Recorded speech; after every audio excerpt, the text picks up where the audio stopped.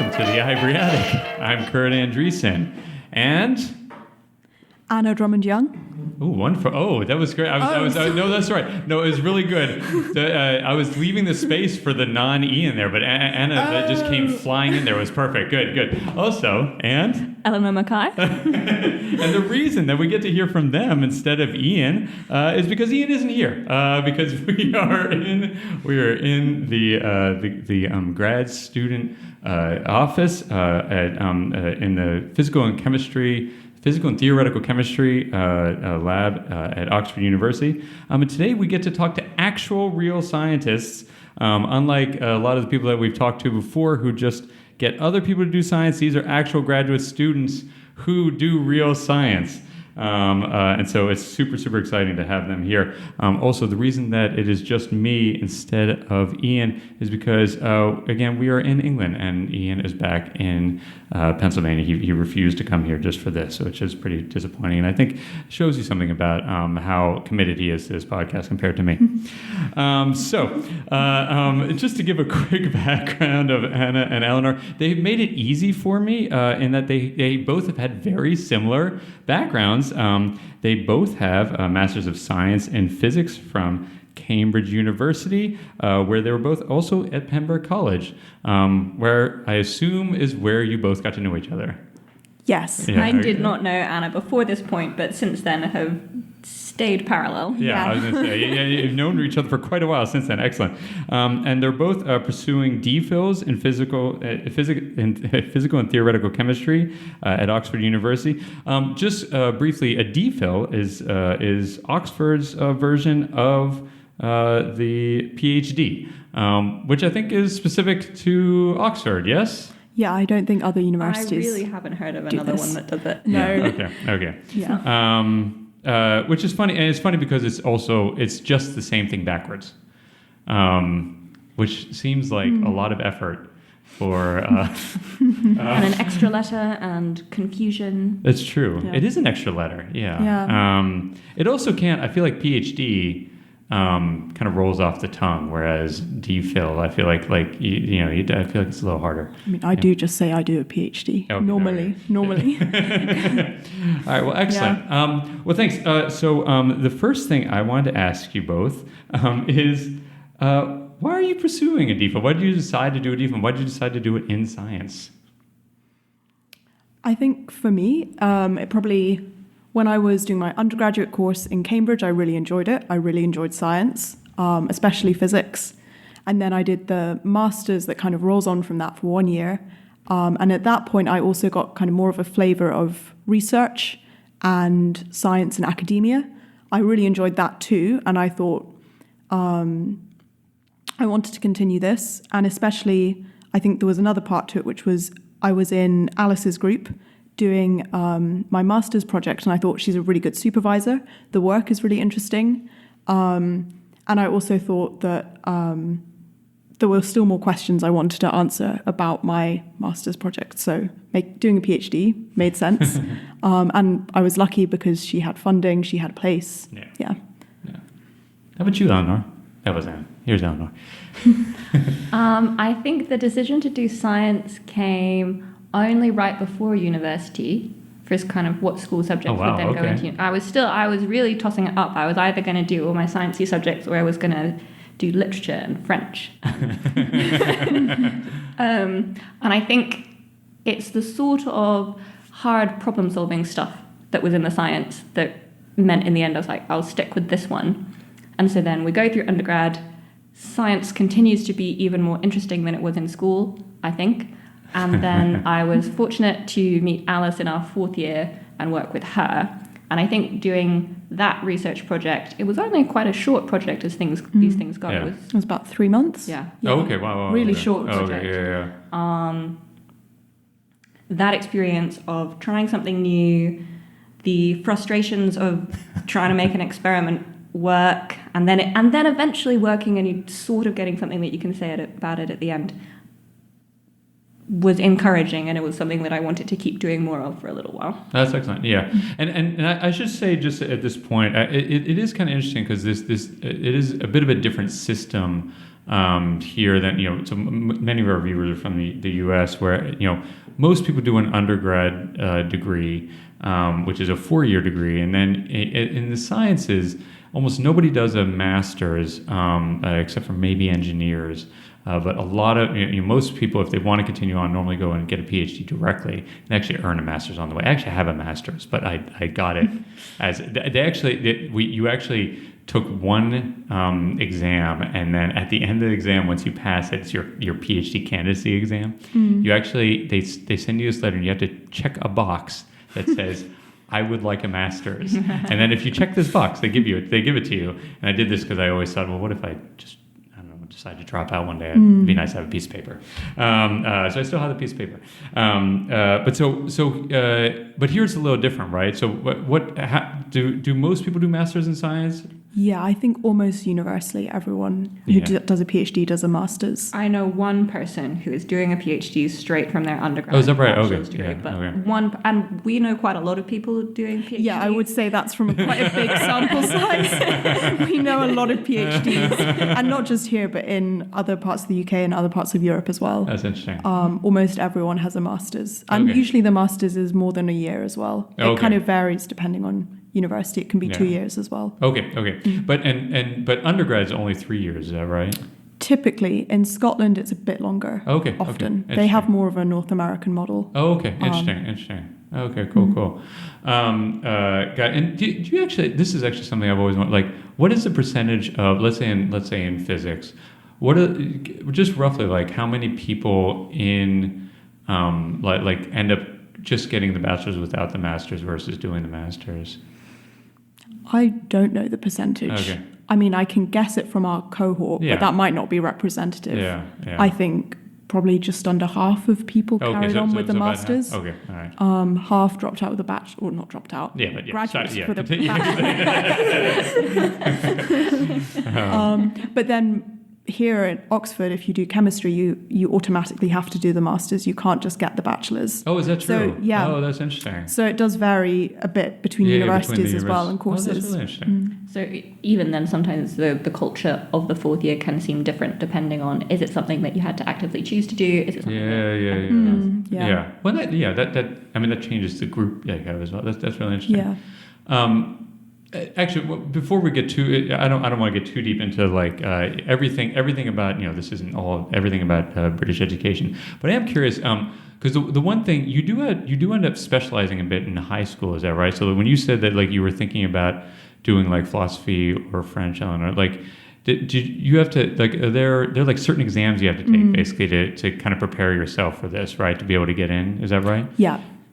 So at the end of school, most people, like for the last 2 years of school, you'd probably be doing 3 subjects rather than... You can do more. You can do up to... I mean, you can do as many as you want. I would say a lot of people end up doing 4. A small number do 5. Oh, interesting. And those are much more specialised towards what you want to do at university. Okay. Typically. It also varies again in Scotland. You can do more subjects towards the end of school. Okay. Interesting. Yeah. So Eleanor, yours were French, philosophy, and I did more maths, further maths, physics, and philosophy. Oh, okay, cool. How about you? I did maths, further maths, physics, chemistry, and Greek, ancient Greek. Wow. All right. See, I'm going to ask you that either. This is good. Okay. But between the Greek and the philosophy, I can see there's a little bit of a little bit overlap. Okay. Cool. All right. So I think it's always curious to me, like, some people I feel like say that they've always known that they were going to do science. Some people, they kind of come to it later. Sounds like maybe, Eleanor, you came to this a little bit later. I'm curious, would the 10-year-old you be surprised by finding you at where you are right now? I think 10-year-old me would be pleasantly surprised.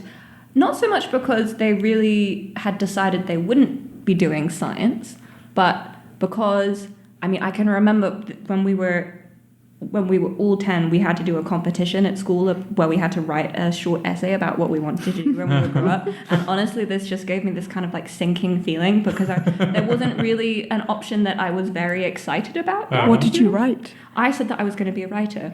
but I was slightly You can be non-committal. both. You're a science writer now. I write papers. No, so I would be very interested to see that this had happened. And how about you, Anna? I think I would not be so surprised. I kind of set my mind on physics from quite an early age. I briefly thought about doing classics, which is why I did Greek. But I really just stuck with physics. I think the only thing I would be surprised about is that I wasn't doing particle physics, because when I was 10, this was the thing I was interested in. I love it. That's great. That's great. I think. I mean, I don't know about you, Eleanor, but I will say, I think 90% of physicists start thinking they're going to be a particle physicist. Was that what you? What drew you to it? Ooh, no, astrophysics. Oh, really? Okay, yeah, sure. I think okay, it's usually one of both. Yeah, I was going to say, okay. Yes, either particle physics or astrophysics. Yeah. I think, if I'm being really honest, big or really small. the only reason it was particle physics was because the Higgs boson was discovered about then. Oh, sure. And I thought, whoa, this is so cool, Yeah, of course. And then I read And all the there pop are science Edinburgh books in links it. for that, Yeah, right? there's also an Edinburgh link to that. And I thought, wow, I want to be just like Peter Higgs when I grow up. But yeah. Well, there's still time. But you'll find the the equivalent of that for small colloids. So this sounds great. All right, so let's talk for a second, because again, I don't think a lot of our listeners will know this. Can you describe what is a day in the life of a grad student? What is your average day? What do you do all day? I guess I'll preface it with saying there is a range. This big range. Yeah. So we'll do a couple of different days, maybe. Yeah. And so there's a range between people, and there's a range for us. So for me, I think a lot of days begin with, going running first before work. That's okay. And then taking care of your health. Eventually, exactly. I arrive here. We have a nice little office that is next to our supervisor's office. So Alice, just where you want to be, really, really close to your boss at all times. We have and the kettle and all the coffee is in our office, which means this is where Alice will come at various points in the day. So forced interaction, which is actually really good, and I really like it. Yeah, it is quite useful. If I'm running experiments, it's best practice, I don't always do this, to prep things in the morning, and then you've got the whole afternoon to run them. Or alternatively, I do spend quite a lot of time at my computer doing different bits of analysis and making figures. Yeah. But, we have lunch together. There are also coffee breaks. There are other things happening this time. I guess unsurprisingly, my day is quite similar. Down to, I will often do some kind of sport in the morning, turn up in the office. I think, on balance, it depends on the day, whether I do experiments or if I'm doing analysis or if I'm doing coding or writing, working on a presentation. There's quite a big range of things you can do and you have to do as a grad student, because it depends at what stage you are in your project. But then some mix of that. It's nice to mix it up through the day as well. And then sometimes we have group meeting once a week. Sometimes we have more one-on-one meetings with Alice or with other people in our group or other groups. So those can come in as well. And a lot of the time there might be, say, undergraduate interns around, or there might be the master's students around, and so people might pop up at your elbow with questions, or you might be doing some supervising work as well. And in term time, there are often seminars as well. I would say at least once a week, often twice. There's broad physical chemistry ones, and then sometimes there are specific soft matter biophysics ones that we go to as well. That's usually in the afternoon. Interesting. Yeah. I think, one thing that, and I think, a lot of the things that, I think you're doing every day probably are things that people would think of. It's lots of, fiddly things like that you're kind of trying to get to work in the lab, and you wear your lab coat so you feel really cool, and you put your goggles on. But and there's also a lot of computer programming, which again I think people would not be super surprised at. Obviously, I think one thing that people might not realize is how much, like you said, like how much writing and communication there is. I'd say like during the time I've been here with you all, you've maybe half of your time is spent writing, or like a quarter of your time. I know it varies depending on kind of whether you're preparing a paper at this time or something like this. Yeah. But Do you think, here's an issue. Do you think like, because you both did, let's say, more humanities-based kind of, subjects in high school, like, did that help? Like, do you think do you feel like that helps with that writing, or do you feel like it's so different that it doesn't really, kind of lay on top as far as skills go? Personally, No. okay. I think that the philosophy stuff we did does help, just in the sense that the content is very different, but writing a clear argument and sticking to your point and making sure you actually answer the original question, that is all helpful when you're trying to construct any sort of logical narrative. Yeah. And this Yeah. helps. Our teacher was like very strict about this, and sort of any paragraphs ever, she would make you highlight all the actual relevant words, and it was to make the point that often people had opening sentences, opening points with no relevant words to the question. It was actually just a passing comment, but yeah. So I think it helps. I think the writing style is completely different, but I think like Eleanor says, the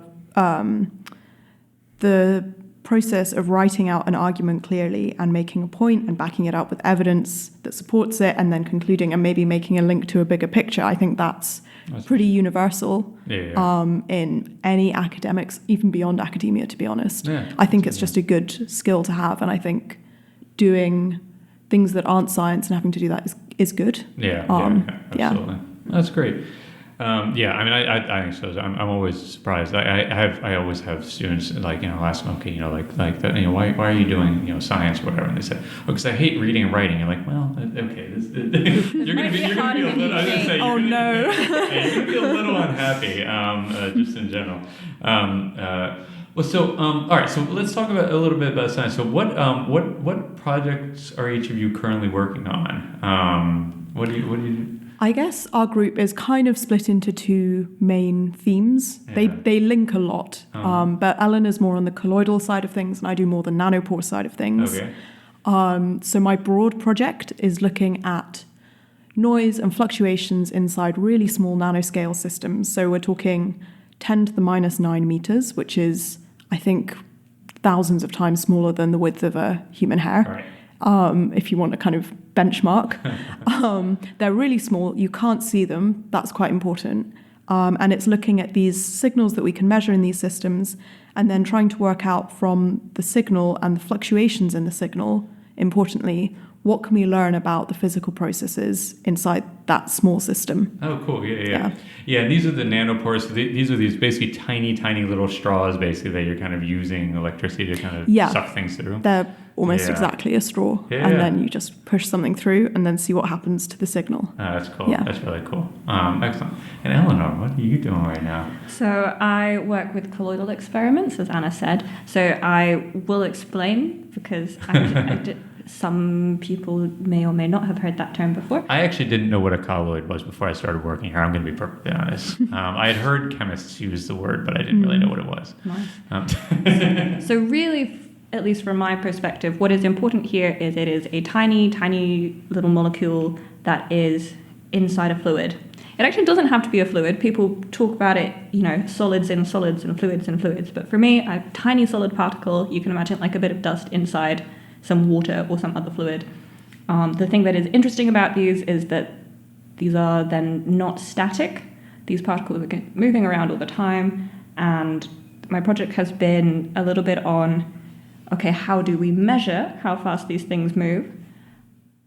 Mine are large enough, fortunately, that I can actually look at them under microscopes, which makes my life easier than Anna's life. It is nice to be able to see the things you're If something goes weird in your experiment, you can sort of just look back at the video and go, yes, there was a random blob of extra stuff that's gone through here, and that's why. And then also, okay, so if we can measure how fast these go, can we actually explain it? It's been the kind of second half. Oh, cool.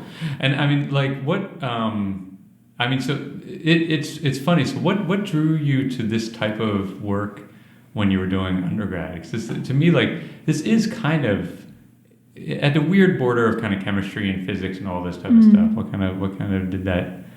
I do like the fact it's kind of at this border. I mean, there's even intersection with biology as well.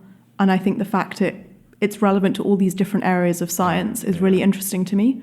I think also, so these systems are relatively simple, right? And you come across them every day. And because it's not, say, really, really small scale quantum stuff or really, really big astrophysics stuff, I think there's a big tendency in physics to say, oh, we just understand this, it's fine. It's all, if you can see it, of course we can understand it.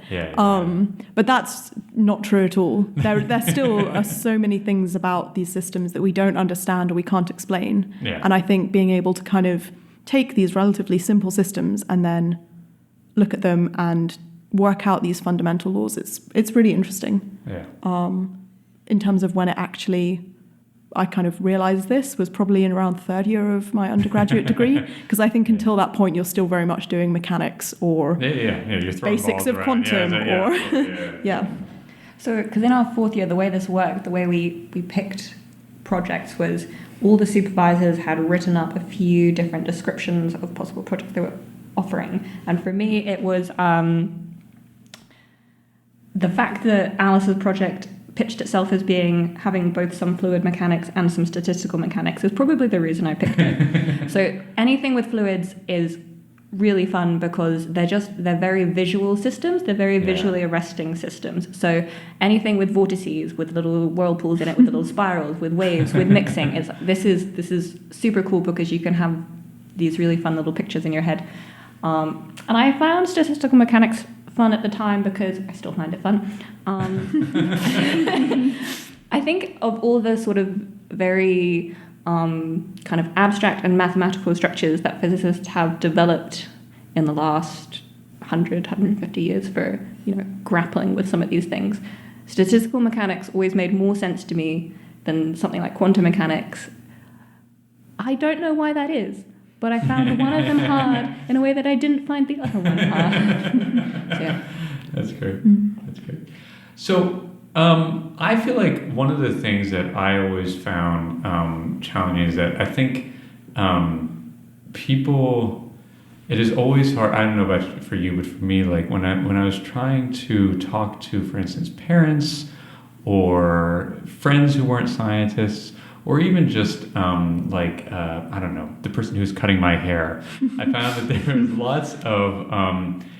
there are lots of kind of things that people don't understand or don't really get about what kind of you're doing as a grad student, what you're doing especially as a grad student in science. Like, what is the thing that most often you feel like you have to explain or that you have the hardest time trying to get people to understand about what you're doing?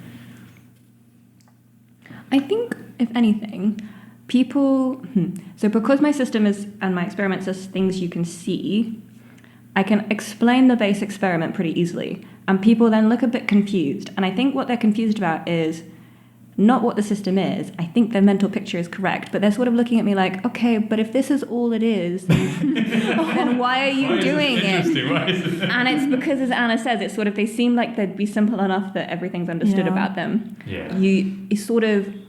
You need a certain base level of knowledge before you can then be surprised, I think. I think that's really true. That's interesting. I think it's why people grow to appreciate stat mech and soft matter physics much more the later down your degree you go, because in first year you're really only impressed by quantum physics or maybe something cool and new that you didn't do at school, and then it's only when you kind of, I don't know, maybe some people are immediately impressed, but I think we all should be. I think for me, actually, one of the hardest things is often there's this desire of people to say, okay, you're doing this PhD, that's great. What difference is it going to make? Which is always a hard one because I think science is very collaborative and you need an awful lot of people working on things over many years at this point to make noticeable changes. Not always. I mean, there's always exceptions, but I think that's the way a lot of science and physics works at the moment. So one PhD isn't necessarily going to, cure cancer or whatever. But then I think the other thing is that because what we do is looking at these kind of more fundamental laws of physics, like abstract concepts in physics, we can't immediately say, oh, you can immediately use this to do X, Y, Z, because it's not really going to work like that. But it doesn't mean that the that it's not useful or interesting, or that doing science for science sake is bad. Yeah. I have an uncle who likes to look me in the eye over dinner and say, "Eleanor, what are you using my taxes for?" That's really good. What do you reply? Well, I think when I started, I used to sort of say more, well, you know, these sorts of experiments are really relevant to filtration technologies and particle separation, which is super useful for desalination and for food processing and for health. And now I just say, no, it's only really other scientists. I used to use the desalination point as well. And then once in the pub, I was talking to this guy who was quite drunk and had come over to the table I was at with my friend. And he wanted to know what we did. My friend is a doctor, so that was easy. He saves lives. And then he asked me, and I was like, well, I'm going to have to explain my PhD. Let's put the desalination in as like an easy example. Yeah, and he said, whoa, are they going to use that on the moon to make moon water? And at that point, I just, I let him have it. Absolutely, it is funny that, like, I mean, and I think, you know, this is partly, I think, us as scientists' fault, because I think anytime we want money, we always talk about what the actual, like, you know, what's the application? Like, how is this going to, you know, like, and I think we kind of have backed ourselves in the corner where it's really unacceptable to say, well, no, we're just trying to figure out life. Like, you know, like the universe is complicated. We're trying to get a little bit of it. I always used to tell people that the stuff I did was very theoretical, and it was looking at DNA, but it had nothing to do with biology. But it technically was like doing some, you know, like looking at forces behind DNA. I always just tell people that I'd be pretty happy if a person read one of my papers and then another person read that person's paper who had read my paper, and then one more layer, that person read that person's paper and then did something to help cure cancer. I was like, you know, like three separations. Yeah. Like I thought, like, if I did that, I'd be pretty happy. Like that. Like that's pretty. That's a win. Yeah, no, exactly. That's a big win. And I think that could, in theory, happen at some point in my career, but we'll see. What about? All right, so let's talk briefly. The last thing, I have one more quick question, just about what do you? So you've been at both Oxford and Cambridge. No, I'm not going to ask you to rank them because I don't want you to get in trouble with that. But I will say, like, what do you think is the biggest difference between Oxford and Cambridge? I think a lot of people who haven't been at these places see them as one big Oxbridge place, but they each have their own character. What do you think? What do you think are the major differences between them? I'm going to start with a rogue one, then just to warm us up. Oh, I like the it. single biggest difference is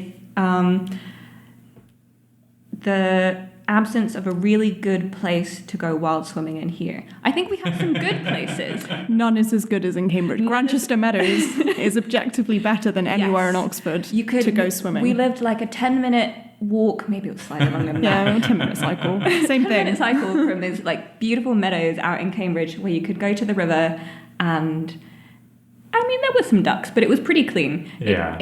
Yeah. It was nice. It was accessible and pleasant. Whereas sometimes you do not want to swim in the Thames here. Yeah. The difference between the Cam and the Thames is noticeable. Yeah. I will say, in Oxford's favour, there are very slightly more hills than there are in Cambridge. Good for the hill training. There are not nearly as many hills as I would like, but there are some. Is this for running up? And just Or looking just at being able to points see, of okay. interest in the landscape. I don't know. I'm from Edinburgh, so Yes, having any amount of hills would be an improvement. This actually was something that I disliked for the little bit of time that I was in Cambridge. Like that area and all the surrounding areas were quite flat, comparatively. Yeah. As someone who came from Pennsylvania, which has lots of hills, yes. I think in terms of any actual differences between the universities, it's quite hard to know because they both have this college system, college to college. I think there could be as much variation as there is subject to subject or university to university. And I think the other big difference for both of us is that we did undergraduate in Cambridge, but then we've had a purely research graduate experience here, and they are very different.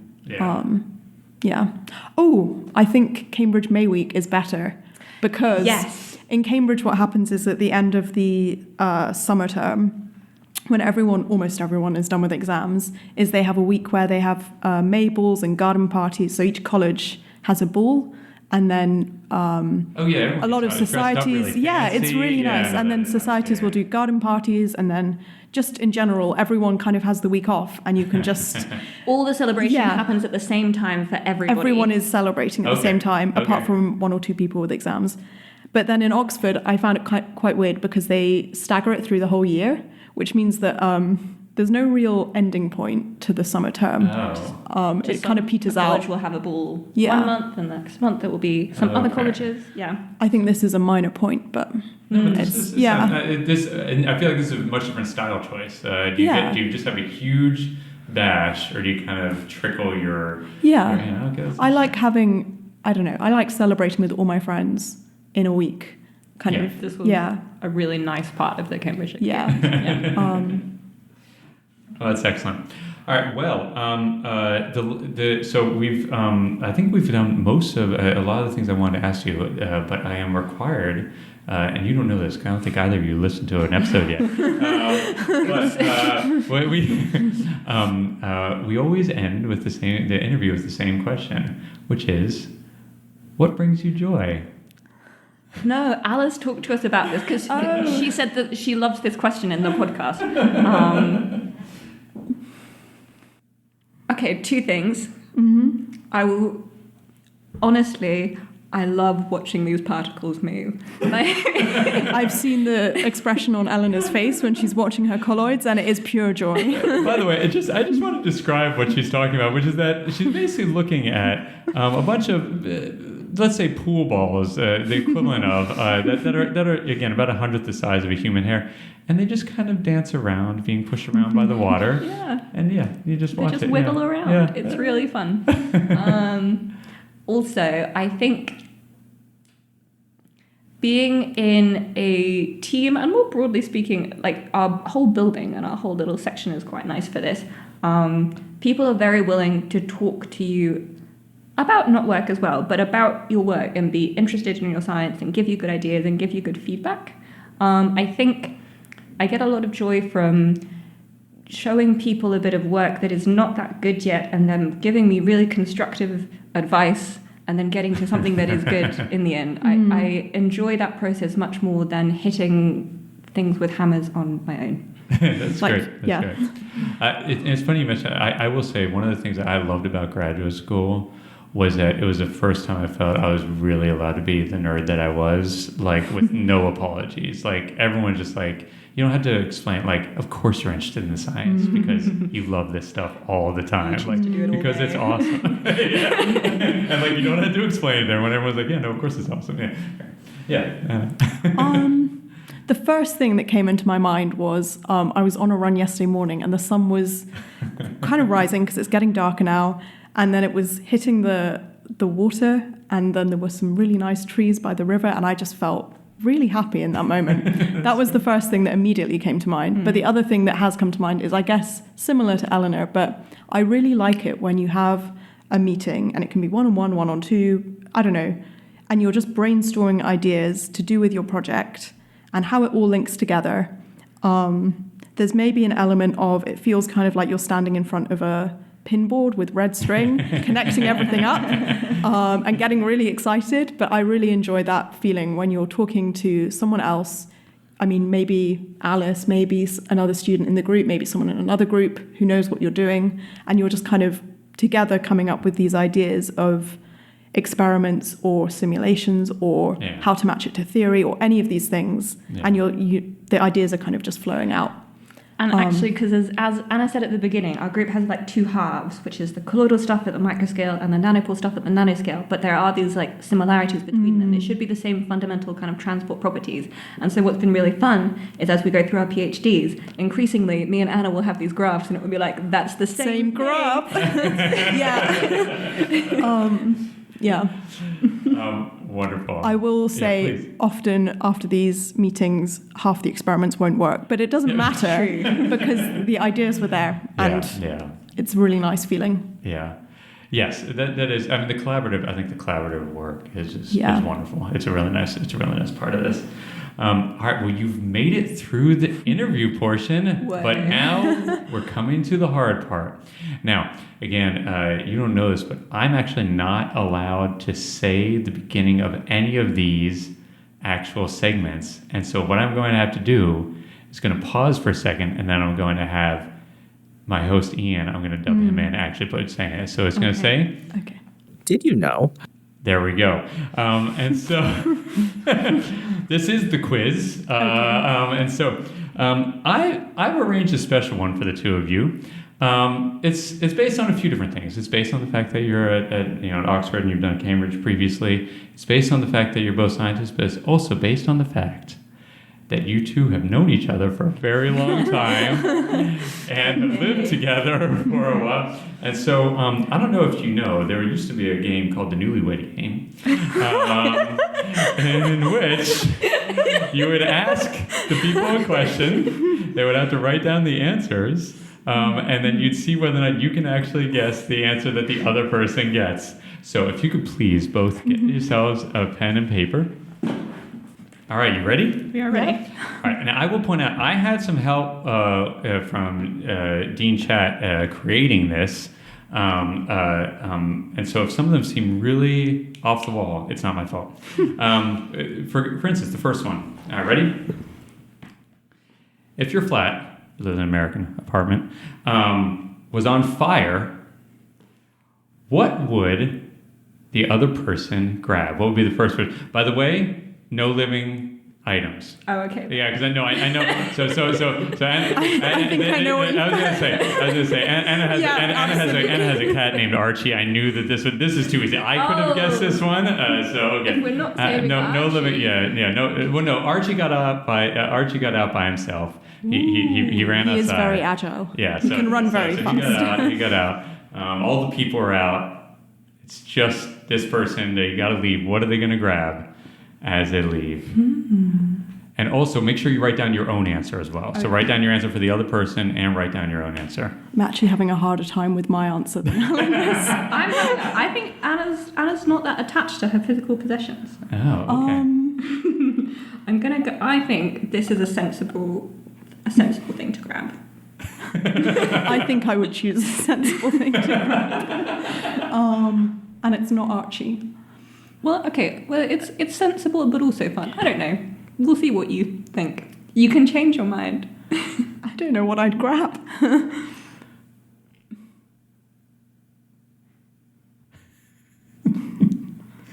We'll edit out the really long part. It's all right. I think I might just end up burning in the fire as I try to decide what it is that I want to grab. This is why you need Eleanor nearby. Or when you can grab this thing. Whatever I've written down can be the thing that you grab. Yeah, that's true. Exactly. They would never know. Yeah. I'll probably just be really boring. No. You can be boring. Boring's fine. What would I grab? A coat to shiver into in the cold night air. That would be smart. Okay. All right. Let's start with. Let's start with Anna. What did you put down for Eleanor? She would grab her journals, I think. Okay. And Eleanor, what do you have? Journals. Okay. Yes. And what did you write for? For Anna, I said that she would grab her violin. That's actually probably true. It would either be my violin or I thought about it and I was like, oh, but would I grab my laptop instead? And I think it depends on the frame of mind. Yeah. Yeah. Okay. Good. This is pretty good. You guys did pretty well with each other. All right. The journals. Okay. I have a set of journals that I've been writing since I was 14.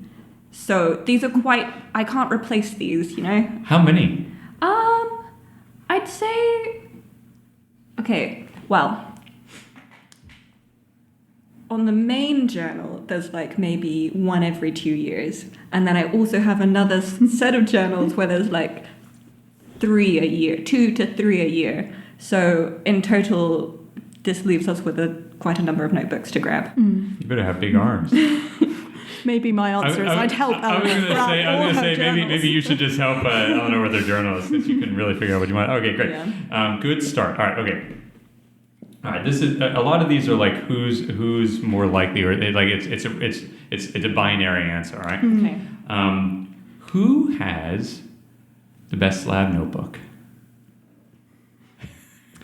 you can entirely predict what we're both about to write down, I think. I think so. I think I know. Let's see them. All right.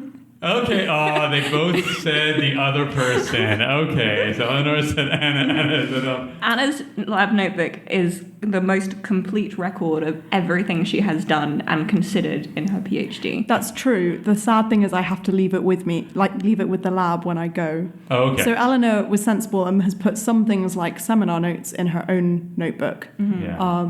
That is true. But she is very neat and organized, so I think her notebook would probably win. This is great. Oh, good. Well, this is okay. Yeah, but also 0 points. We get a point if we both write the same thing. Yeah.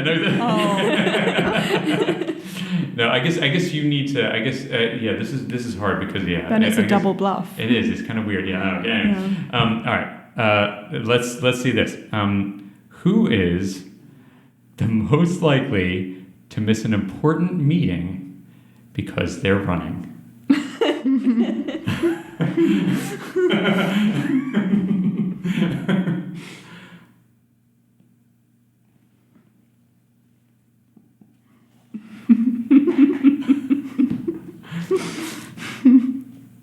I have a reason. Okay. Ready? Let's see it. Yeah. Oh, both say Eleanor. Okay. Now, why is this? I'm curious to hear your reason. Well, I thought that I would be more likely to specifically have gone on a run without taking my phone, and then I get lost. That was my reason for putting Eleanor. I was like, she would go maybe with her watch, probably with her watch, maybe with nothing else, and then, then it's easy. My watch is not a smartwatch; it just has a timer on it. So this will not navigate me out of some fields. I think Eleanor also typically does slightly longer runs, so there's more of a chance. There's more chance of getting. Yeah. Okay. This is good. All right. Okay.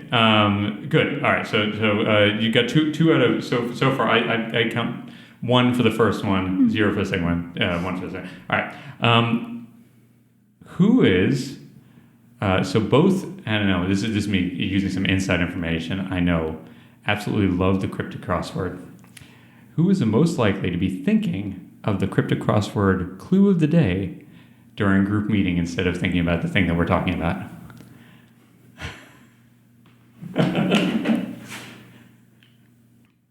All right, let's see it.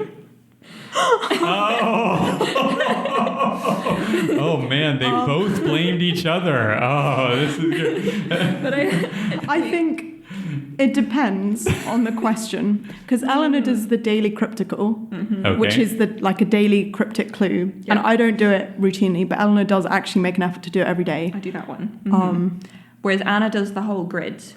Oh. But I don't do it every day, so it's a bit more hit or miss. But I thought that was more likely that Anna would have an unresolved one on her mind because she should be doing the grid. Whereas the thing with the daily cryptical is if I can't figure it out, then I'll just cheat until I just put in it. Yeah. I love it. This is great. Yeah. All right. Okay. All right. This is good. I'll have to think about this next time I see you in the group meeting. All right, we would actually both be paying full attention to the group meeting. Of course. Always, of course. All right. Okay. This one's a little harder. All right. If, for whatever reason, tomorrow the other person quit their DPhil, what job would they secretly want to do? Assuming we could get the job tomorrow. Yeah. Okay. But not with a D. But you don't have a DPhil because you just quit. You can see that we actually don't think about doing this. No. Yeah, I was going to say you guys are really committed. While you're thinking, I'll say what mine. What mine would be? Oh, actually, mine's easier. It's bartender. Mine That actually figures. Mine is bartender right away. I would totally do that. I would do that tomorrow. I just written something and now erased it. Okay, I'm going to do a really specific one. Incredibly specific. You have to get it. Oh. No, you don't. There's no way you can. Wait, for me or for you? For me. Oh, mine's incredibly vague. Good. I love this. All right. Great. Let's start with Eleanor. All right. Anna, what did you predict? I just predicted writer. Writer? I was going to put science writer. Okay. But Okay, I was going to write science writer until I Okay. wrote this other thing instead. Which Okay. Oh, I'm okay. intrigued. All right, what do we think? I said I would be an illustrator for the Dixit board game. This is what I Yes. would do all day. I don't think I know the Dixit board game. What is it? It's wonderful. So it's a game where you get this mountain of different cards where there's kind of whimsical and weird paintings on them.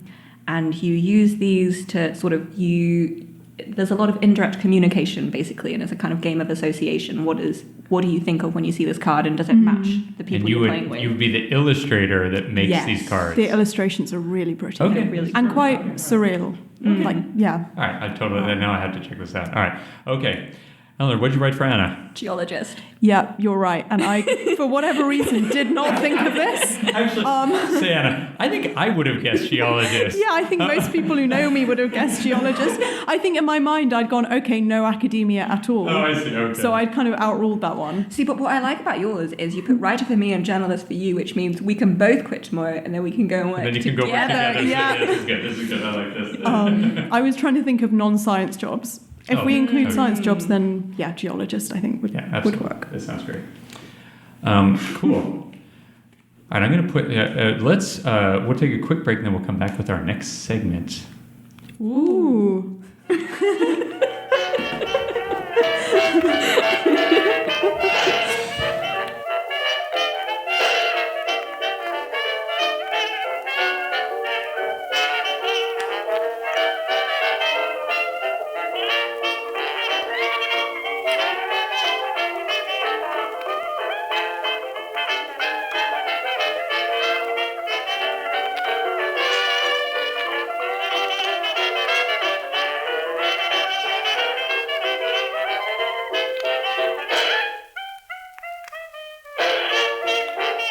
All right, we're back. Our next segment is what is it, Ian? Our next section is What's Your Style? That's right. What do you consider your style? So this is style in any context of our choosing. Absolutely. We normally talk about clothes, but it doesn't have to.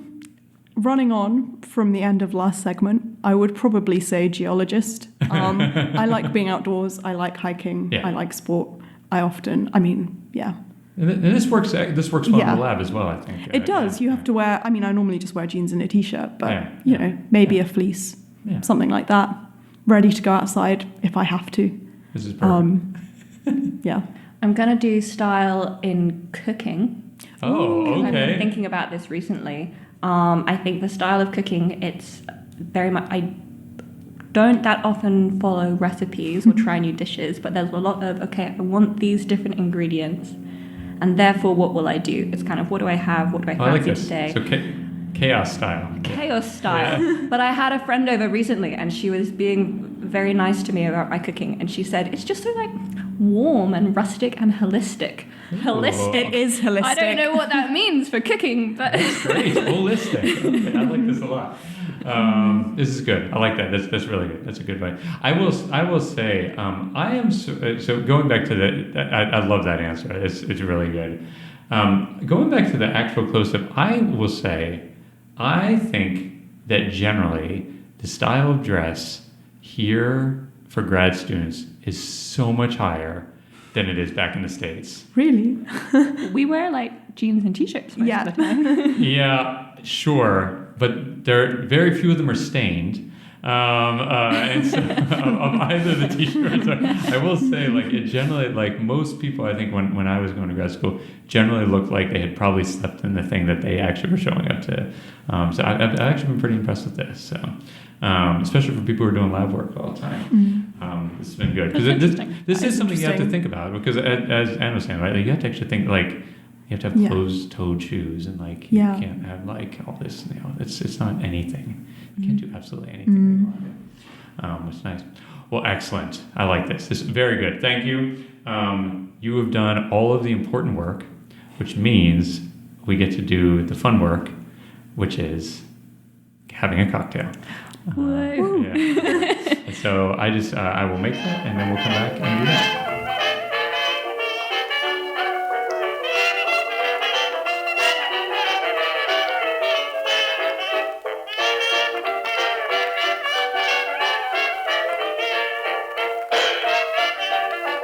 All right, we're back. Where are we going now, Ian? We're moving into Kurt's cocktail corner. That's right. It's time for cocktails. So you all have a cocktail in front of you. Mm-hmm. What do we think so far? Yeah. I can see some colloids. Yeah, exactly. What was so we came up with this name. What was the name that we came up with for this? Poor woman's drink or cocktail. The poor woman's cocktail. Yeah. Right. PORE. PORE for nanopores. In other words, is a type of cocktail for getting pulling things through, just like we do with the like you do with the pores, where you're sucking things through. And so in this case, we have a cocktail that also involves small little beads that we get to suck through a straw. This is the first, I think, straw-based cocktail that I've done on the show, and also definitely the first one that has small little beads at the bottom of it that you suck up. So let's go ahead and try it and tell me what you think. Did you get one? Mm-hmm. Hang on.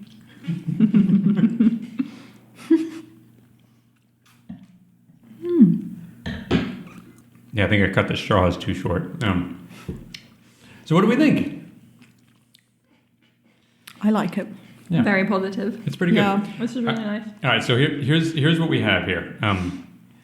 So this is actually a bit of a riff on the French 75, because what was the original cocktail name that we came up with? A lemon 56. Which was in honor of the 11:56 train, which was the last train we were going to be able to all Kurt catch away. specifically was Kurt going to be able to take catch. from a group wedding, well, Alice's wedding that we were all at. So we were all at Alice's wedding, which is 3 train rides, a three train connection from where her wedding was to Oxford, and the last one you could grab was the 11:56.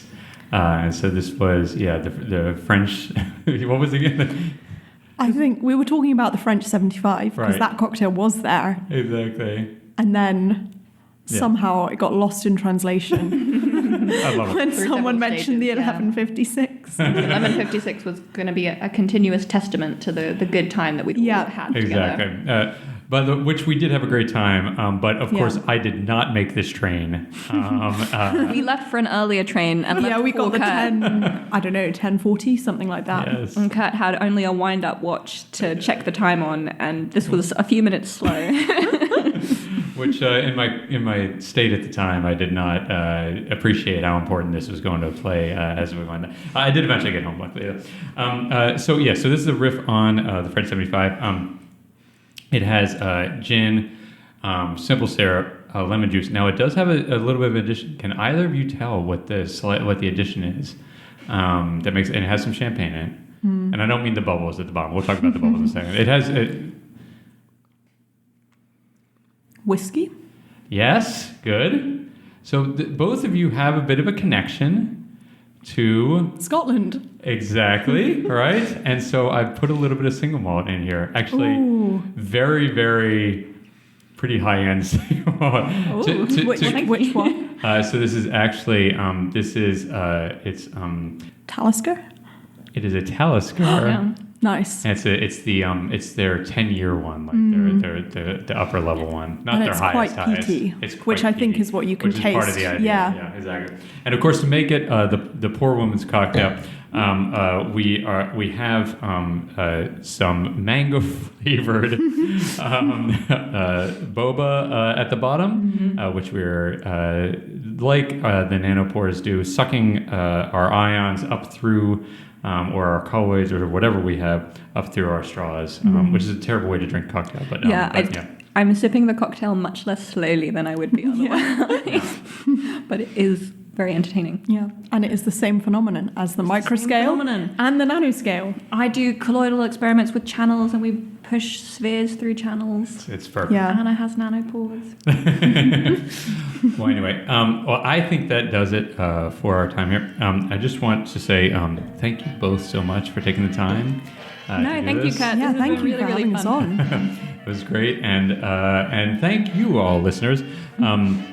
As usual, I'll remind you to go, if you want to get in touch with us, you can email us at mail@theivoryattic.com, or you can X at us, or and that's Ivory Attic Hosts at X. We also are on Blue Sky and on all of the other social media platforms at The Ivory Attic. We also check out our website, theivoryattic.com. It's brand new and updated. Check it out. There's also a contact form on there. Contact us. It's great. It's another way. We have so many ways to hear from you.